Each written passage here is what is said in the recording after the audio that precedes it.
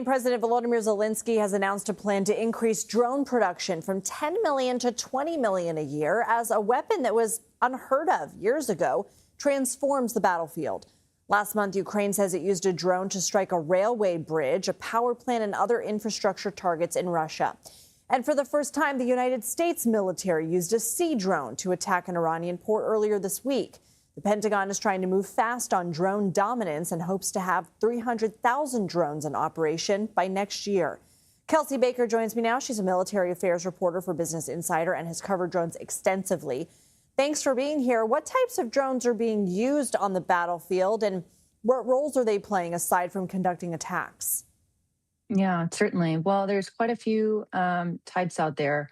I think the most interesting thing is what they're being used for, and you're right, it's not all attacks. We see this unfolding in Ukraine, and we really see the U.S. military trying to learn from what's happening in Ukraine and experiment here at home. So, search and rescue, the American pilot who was downed earlier this year was actually rescued by a maritime drone. Logistics, we're seeing the U.S. military experiment with supply delivery. Interceptor drones. So those are defensive drones that are tasked with trying to go stop an offensive drone coming in. We're seeing those. My colleague Jake Epstein actually just returned from Ukraine, where he also saw what are called mothership drones being used. And so that's a maritime vessel, perhaps an aerial vessel being used to go out with more small drones attached. Wow. To then release them. Yeah, yeah. That is such an apt name, the mothership drone. Are these more economical? Like, how much do they cost? And do we have enough, or who makes them? Yeah, certainly. Well, compared to what we would call legacy systems, so especially when we think of missiles, and we've seen this recently in the news with the amount of heavy weaponry the U.S. has been using in the Middle East to defend against bases. These drones are much cheaper, several thousand to $10,000. Do we have enough?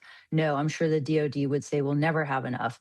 Let's see, the Army recently entered into, I think, agreed with to a contract with the same manufacturer for the Marine Corps drones for $500 million in hopes of getting 1 million drones within the Army in about 2 years. So it's a continuous process that the DoD is really grappling with, and I think civilian industry is trying to spin quickly to meet the moment on. I have to be quick with you on here, but is there a learning curve? Is there training that needs to happen to use them? Yeah, totally. And that's what the Marine Corps is very much trying to get ahead of. Look, I bought one of these little drones to experiment with. It's hard. I'm not a tech girl. I don't know videos, but it's hard just to keep track of it as it flies across your neighborhood. For the Marines, not only do they have to master, their individual drone skills, but how can that drone unit then interface with the artillery unit nearby, the infantry unit nearby, the special operators, communicating while also not drawing more attention to themselves to hurt themselves or hurt others? It's a big process that the military is trying to figure out.